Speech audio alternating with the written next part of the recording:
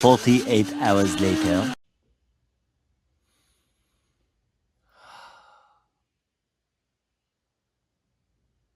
Cluckness. Sup?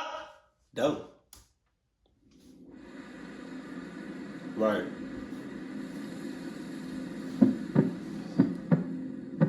Ivan. My wife Cheryl and I own a farm in Buckingham, Iowa, where we mainly grow corn. This was in August of 2018 on a slightly rainy night. Cheryl and I have both spent our entire lives in the farm life. It's really all we know. Wow. Of course, farm life in Iowa means lots of space and very few people. Our closest neighbors, George and Kenny, were each about half a mile away in opposite directions, also farmers. With not much else going on around here, it's easy to become friends with your neighbors. We often have George and Kenny and their wives over and vice versa. On this one otherwise normal weekend night, we had George and his wife over for drinks. Easy to have friends as your neighbors? Go back, because that 51 seconds into the video. Go back. Often have George and Kenny and their wives over and vice versa. With not much else going on around here, it's easy to become friends with your neighbors. Yeah. About that, relax, chill out on all that. I don't care if it's me, baby girl, and my nearest neighbor is 10 miles that way, or this way, or that way, or y'all will, what? I don't care, because the chances of my nearest neighbor that's 20 miles out is in cahoots. It's sus. Sus hoots. It's a cluck ass. Red flags out the ass. By the grass. Say less on the bass. I'm gonna come out with a rap album. Man, the chances of my nearest neighbor to be a cluck ass is pretty high. So I'm gonna relax on that, you know? Jesus. Because just because they your neighbors don't mean not a goddamn thing. We often have George and Kenny and their wives over and vice versa. On this one otherwise normal weekend night, we had George and his wife over for drinks. We all got pretty drunk while playing board games. They left around 11. Luckily, it's a 30-second straight line of a drive home. We continued to drink some wine as we watched one of our favorite movies.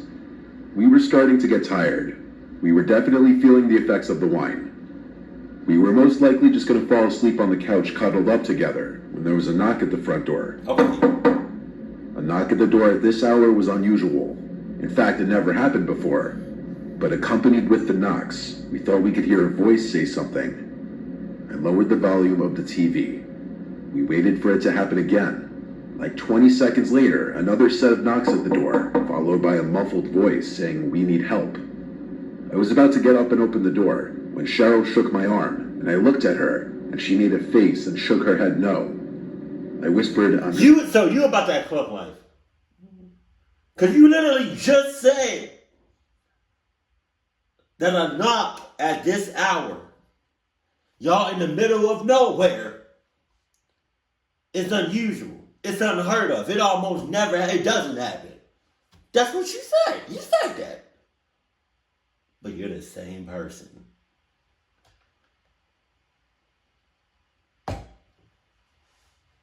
that said, I'm going to open the door.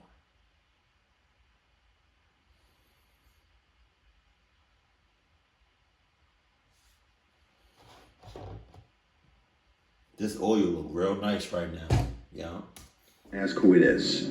She replied I shouldn't let them know we're home, but odds are they already knew we were home. I went over to the door and asked, "Who is it?" The voice on the other side said through the door, "Oh, thank God, can you open up? We're lost." What? I said, "Who's we?" The voice said back, "My wife and I." I replied, "Can your wife say something?" There was a silence for a few seconds. I followed it up with, "Did you hear me?" The same voice said back, "Yeah, but she's not next to me right now." This is where red flags started going off in my head.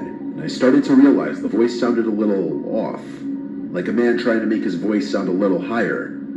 I laughed and said, "George, is that you?" George is a big goof, and him being drunk, it wouldn't be unheard of for him to do something like this. The voice said back, "Yeah," in a slightly deeper voice now. I almost felt relief, believing that it was actually George, but I didn't want to open the door just yet before confirming. Yeah. If I was you, I wouldn't have said my neighbor's name. I would have made up a name and be like,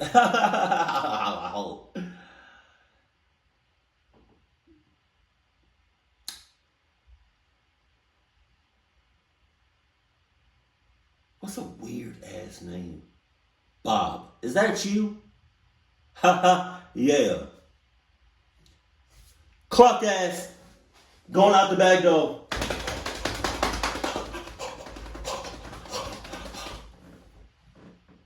Oh no, I don't know nobody named Bob. Someone knock on your door out here late at night claiming to be lost doesn't happen. It's not a thing, and it's an immediate cause for alarm. I said through the door, "Prove it, what's your wife's name?" A now unfamiliar voice said back, "That's a trick question." My smile disappeared. I went to get my phone and called George. Cheryl was watching the whole thing, telling me we should call the police. I said, "Hold on." The phone rang like 3 times before George picked up. Right away, I said, "Are you at my front door right now?" And he said, "No, why?" I told him there's someone at our front door trying to trick me into opening it. He said he'll hurry right over, and we hung up. Keep in mind all of us were still drunk during this. There were knocks again at the door. I yelled, "I have a shotgun waiting for you if you don't leave here now." The voice said back, "We're just trying to use a phone, that's all we need." Cheryl called 911, which out here it takes an extremely long time for an officer to arrive on scene. We heard footsteps walking around our wooden deck that wraps around the house. A couple sets of footsteps, actually. They stopped at one of our windows, which had the blinds closed, and we heard one of them attempting to lift the window open. This caused Cheryl, who was still on the phone with 911, to scream, "Leave us alone." I followed suit and screamed at the top of my lungs to get the fuck out of here or I'll shoot you. It took me that long to think to run upstairs.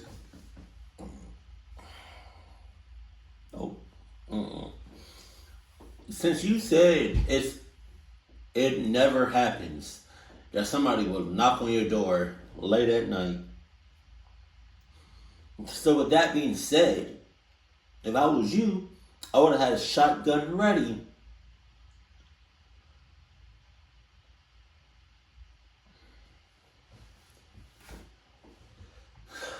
I would have had a shotgun ready and let them come in if they want to.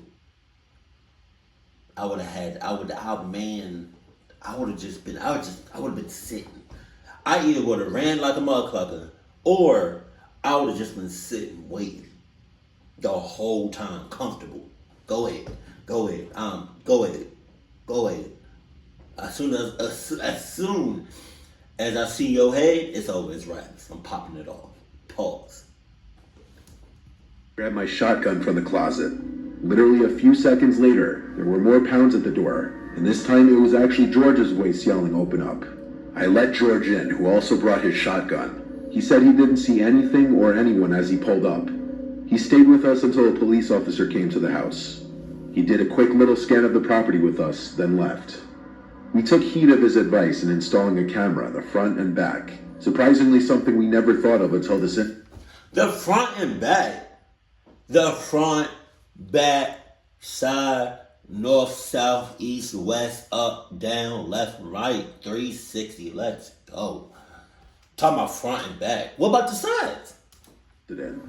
Still gives me chills that all that was keeping out whoever was on our front deck that night was a wooden door.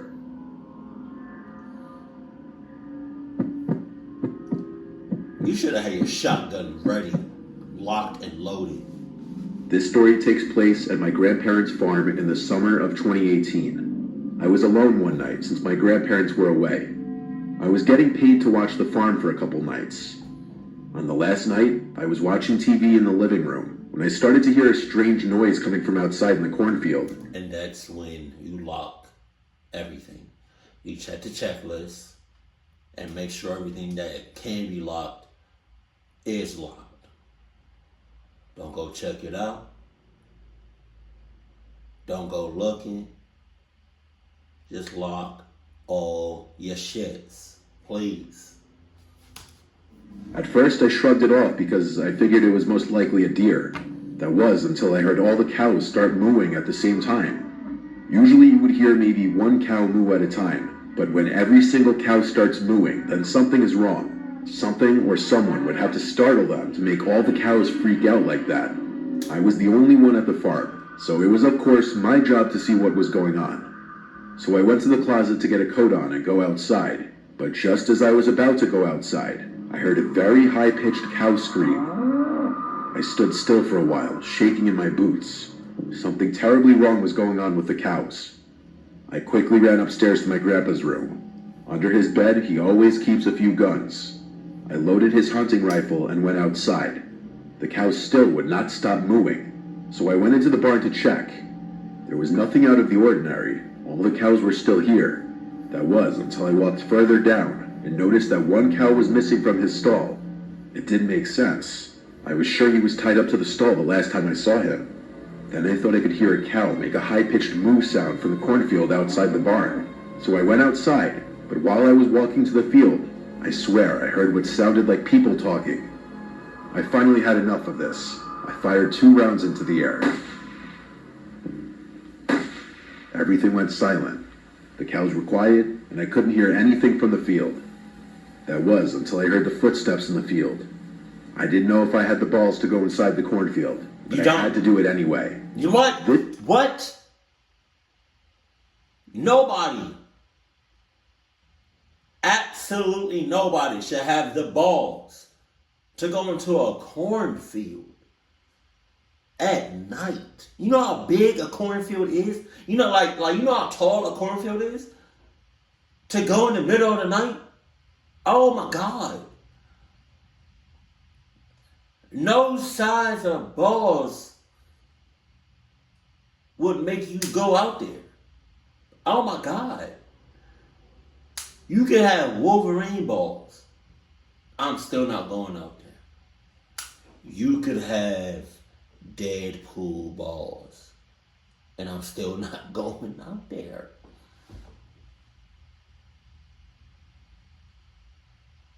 You could have Thanos balls. Shit. You know? As I'm saying that, I never really thought about Thanos' balls.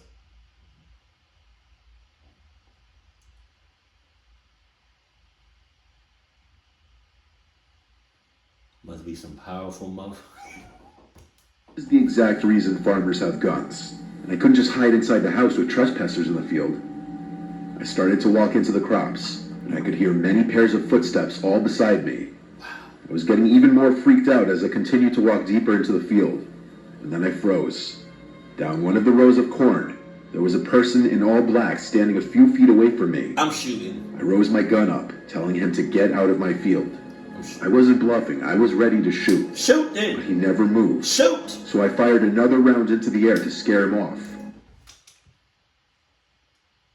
I'm shooting. And I'll be damned if I get, like, any jail time or prison time or anything like that. Me shooting somebody because they're on my property and I feel scared. Yeah, I'm not saying I'm going to shoot you dead. I'm just saying I'm going to shoot you. It might be like a flesh wound, but if I tell you to get out my property, and you still on there, yeah, I'm not held responsible to what will happen to you. So I just want to let you know that. Enough shooting guns in the air. The next one is going to be, like, it's going to be a flesh wound. But he still didn't move an inch. Then he actually started walking towards me with his arms slightly out, as if telling me to lower my weapon. Okay. I aimed my gun at him again, screaming at him to go away. And that's when I made the horrible realization that I was surrounded by people dressed in dark clothing. Like at least 6 or 7 other people. Just like Mr. Ballin's video about the farmer or whatever. It's kind of like that. Shoot them. You already got cows. Feed them to the cows. You know, extra protein. That was only the people I could see. Who knows if there were more? And as the one guy got closer, I realized something. He, along with the rest, were all wearing these creepy masks. The man stopped approaching me as I started stepping backwards. They all stood in silence for a moment. I cannot explain the fear that I was experiencing. I thought I was about to be killed. That was when they all started chanting something. I couldn't understand it. It sounded like a different language. What? Like, I'm just frustrated because I don't have a gun, right? And how I feel about guns, I'm just indifferent, or I got my own opinions on it. I don't mind having a gun. It's just, I don't. It's an iffy topic. But like, they're on your property. They're surrounding you. I'm pretty sure you feel on edge. You do not feel safe. You have a gun. Man, I'm not saying kill him, but I'm just saying at least do some damage to him. Damn. Because I promise you, you keep this shit up, they're going to come at you and you're going to be like, damn, I should have shot them. The chants almost sounded like a song, and I started wondering if they were about to perform some kind of sick ritual on me. That was when I took the opportunity to run as fast as I could down a few rows of corn. When I was out of breath, I stopped and fired about 6 rounds in their direction. I heard a bunch of footsteps and rustling crops going in the opposite direction. I finally scared them off. I ran back towards the direction of the farmhouse and stopped. I saw something on the ground. And what I saw has stuck with me, scarred me. There was a cow head sitting in the middle of a circle of candles. I wanted to yak, and as soon as I got back to the farmhouse, I did. I grabbed the house phone and called the police. I told the operator everything to the best of my ability. She said that an officer would be there soon. After I got off the phone with the police, I called my parents explaining the situation and asked them to come pick me up. My dad said he'd be there in an hour. I sat upstairs in my grandpa's room, shaking and crying at the same time, waiting for what felt like an eternity, until I finally heard a police car outside. I ran outside to the officer and never felt happier in my life. I told everything to the officer. He searched the barn and then a little bit of the cornfield, and he found the cow head. He called up a search team after that, as this was now an active crime scene. When my parents arrived, I, along with the first officer, had a talk with them about everything that happened. Thankfully, my parents took me home after that. My grandparents took this very seriously, of course, and installed a high-tech security camera system all over the farm. Who knows what kind of group that was, but clearly they were doing some kind of animal sacrifice ritual or something. I just happened to be the unlucky one home alone on the farm they chose to do it at. I just want to let y'all know, if y'all live in the middle of nowhere in West Bubble Cluck, don't expect. My name is Howard. Do not expect to, but look at all of this field. Look at all of that shit. That's stupid. Don't expect the cops to come within like 2 minutes. Okay. Alright, I've seen enough like evil movies, like angels and exorcisms and like the devil movies. Doesn't a cowhead? It's not part of the. I'm pretty sure. Alright, y'all know that. Y'all know that thing. Ouch. Fuck. Y'all know that thing where it'd be like something like that. Let me go ahead and erase that. Oh. Yeah, but y'all know what I'm talking about, right? It's like that Satan ritual shit. Isn't there a cow? Isn't there a cow's head? Like in the middle of that? I feel like, right? Wow. It's like once you write on this, it's racks. Am I tripping? I forgot. I gotta wipe that off.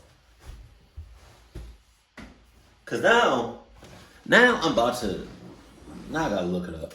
Cause I feel like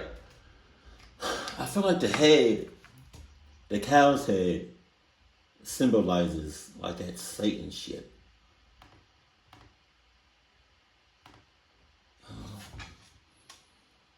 I don't even know what to look up.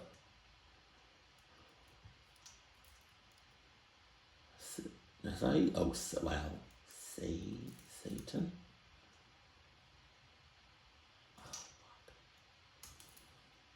Satan was a cow.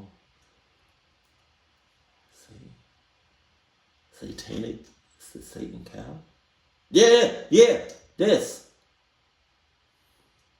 isn't that's a cow's head. All right, bet. All right, cool. I know I wasn't tripping. All right, let's get back to the video. Sorry, guys.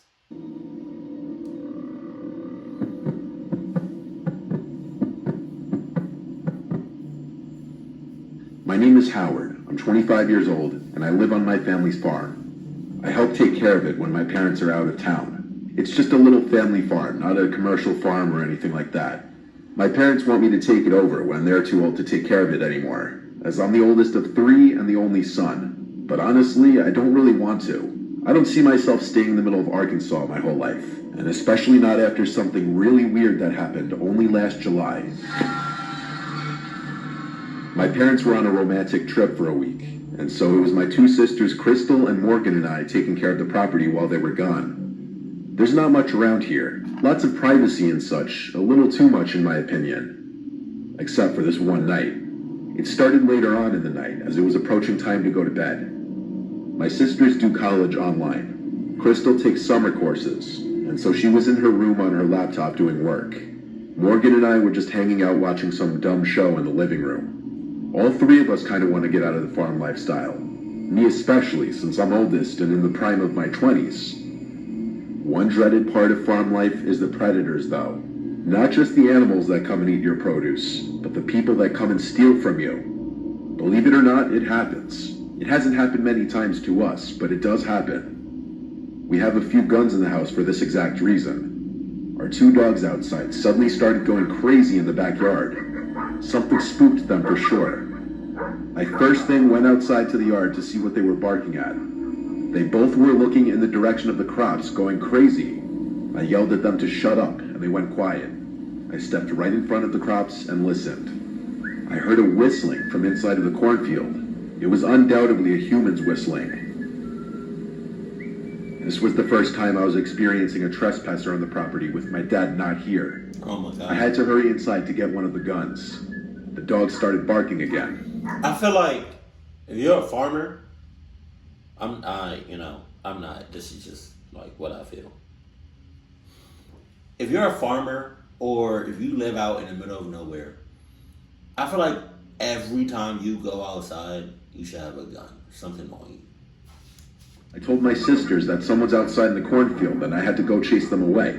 They both said that was a terrible idea to go run into the cornfield in the dark. Yeah. And they knocked some sense into me when I realized they were right. I also realized how downright terrifying that would be. So instead, I went out back to the dogs once more going crazy, barking in the direction of the crops. I aimed the gun into the air and fired off a shot which echoed into the night, silencing the dogs. I also was on some kind of power trip in the moment and screamed out to get off our land as loud as I could. I felt that would have done the trick and went back inside.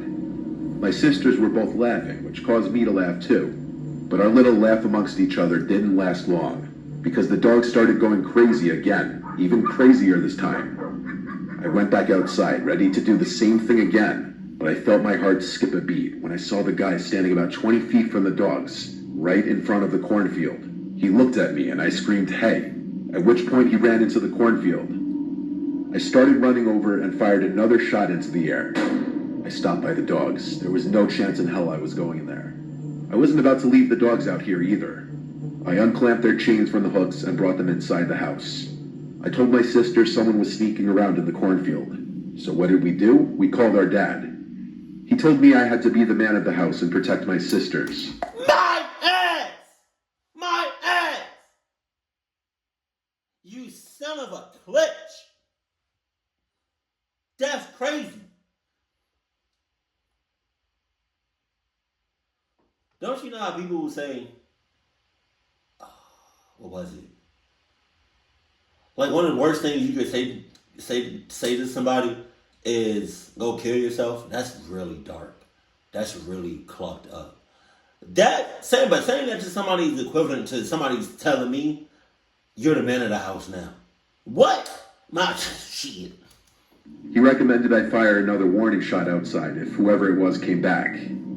After this, we all just gradually went to our respective rooms. My sisters each brought one of the dogs in their rooms, and I brought the gun in my room, just because we were all a little spooked by this. I had the window open, and as I was laying in bed watching a movie on my laptop, I heard a whistling from outside. I hurried to the window and looked out to see someone slowly walking in the grass. Then, like he had some sixth sense, he stopped walking and turned to look at my window, still whistling. Shoot him! This jerk was obviously trying to mess with us and scare us. A very stupid idea when I already made it clear I had a gun. I ran to grab the gun off the bed and aimed it out the window. I shot at the grass a few feet away from him, purposely missing, of course. This cut his little horror movie act short, and he ran out of view of my window towards the front of the house. This time he didn't come back. He'd have to be a fool to come back after that. I obviously told my sisters why I shot, and I assured them he would not be coming back. You sure? We never found out who it was or why. It could have been some teen or multiple teens just trying to scare some innocent farmers for fun. Or it could have been an actually dangerous person.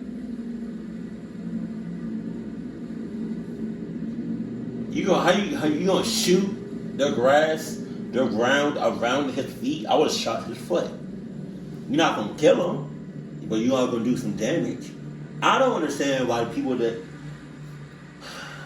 alright, to the ones, alright, I don't know how to, in the comment section below, why not just shoot the people? I'm not saying to kill them. Don't shoot them dead, at least not yet. Shoot them in the arm, shoot them, you know what I mean, in the thigh, in the shoulder, in the foot, you know. At least enough to like hurt them. What's the point of having, you know what I mean, a gun if you just not going to use it like that? Again, I'm not saying to kill them, you know, because I don't ever want to kill nobody.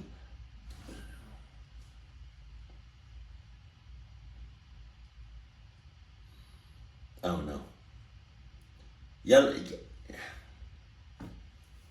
let me know how y'all feel about guns and like the gun laws and stuff, and like